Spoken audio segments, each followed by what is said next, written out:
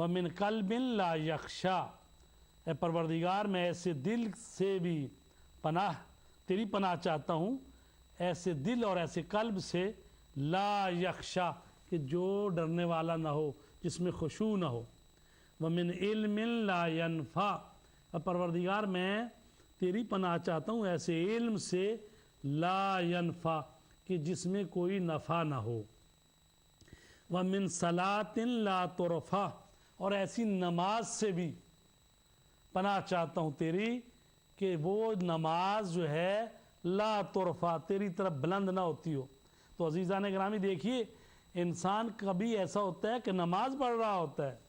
لیکن چونکہ نماز جو ہے وہ اس میں ریاکاری ہے، اس میں خدا کی ذات نہیں ہے، یا اہل محلہ کو دکھانا ہے، یا یہ دکھانا ہے کہ میں جامع مسجد میں نماز پڑھنے آیا ہوں، یا لمبی لمبی نمازیں۔ ویسے تو آدمی بڑی مختصر نماز پڑھتا ہے، لیکن گھر میں اگر کوئی مہمان آ جائے تو نماز جو ہے وہ لمبی لمبی پڑھنی شروع کر دیتا ہے، یا یہ ہے کہ بڑے اچھی قرات کے ساتھ پڑھنا شروع کر دیتا ہے۔ تو اس کا مطلب یہ ہوا کہ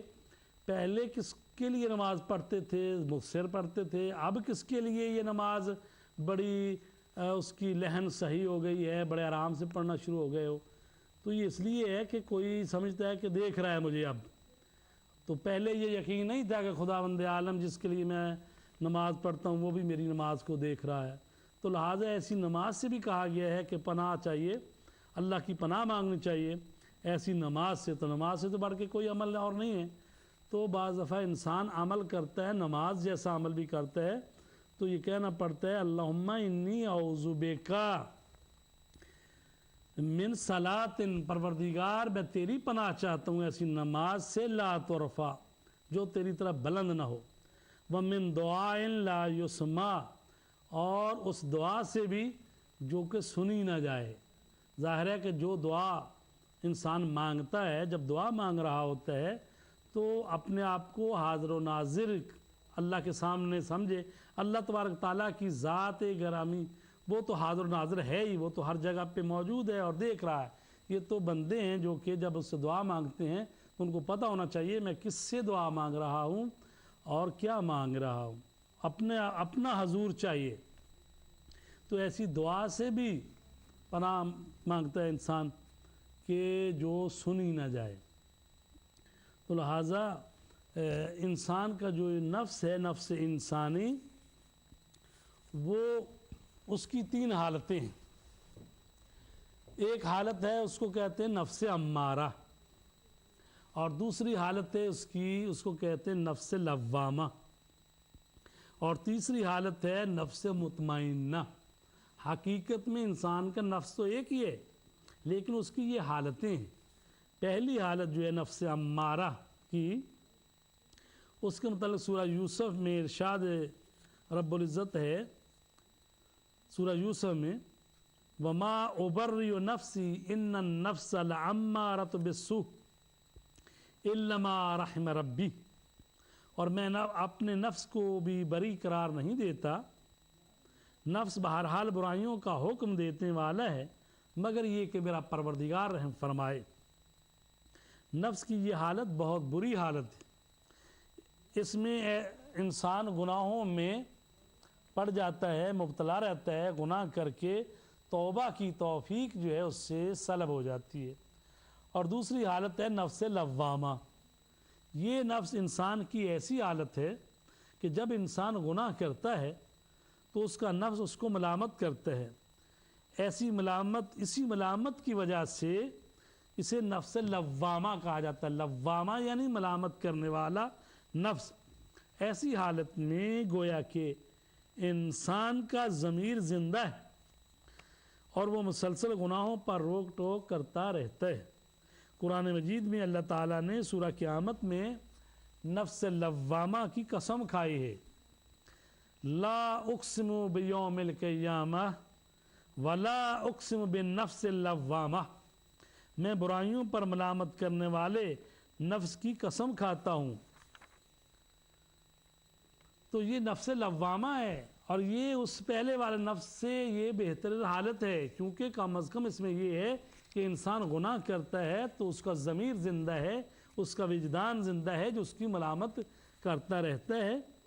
اور تیسری نفس کی حالت جو ہے وہ ہے نفس مطمئنہ۔ قرآن مجید کی سورہ والفجر میں ارشاد ہو رہا ہے یا ایتھا النفس المطمئنہ ارجعی الی ربک راضیۃ مرضیہ فادخلی فی عبادی وادخلی جنتی۔ اے نفس مطمئن اپنے رب کی طرف پلٹا اس حال میں کہ تو اس سے راضی ہے اور وہ تجھ سے راضی ہے، پھر میرے بندوں میں شامل ہو جا اور میری جنت میں داخل ہو جا۔ تو نفس مطمئنہ جو ہے یہ ایسا نفس ہے کہ نفس مطمئنہ کے دل کا سکون اور اطمینان پانا اس بات کو لازم رکھتا ہے کہ وہ اللہ سے راضی ہے، اور ہر قضاء و قدر جو اس انسان کے سامنے کھڑی ہو اور پیش آئے اس پر معمولی سی بھی چون و چرا نہیں کرتا، خواہ یہ قضاء و قدر تکوینی ہو یا یہ قضاء و قدر حکمی ہو کہ جسے اللہ نے شریعت اور حکم کی شکل میں نازل کیا ہو۔ پس کوئی حادثہ اور کوئی سانحہ غمناک اس کے ثبات قدم کو متزلزل نہ کرے اور کسی قسم کی معصیت اس کے دل کو منحرف نہ کرے۔ پس جب ایسا بندہ ہو جو اپنے خدا سے راضی ہے تو اس کے نتیجے میں اللہ تعالیٰ بھی اس سے راضی ہوگا،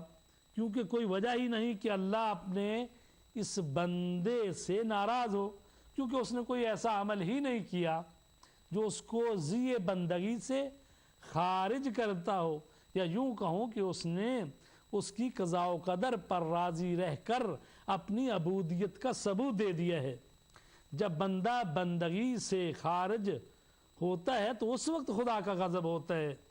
جب بندگی پر قائم رہتا ہے تو اس کا لازمہ یہ ہے کہ اللہ اس سے راضی ہو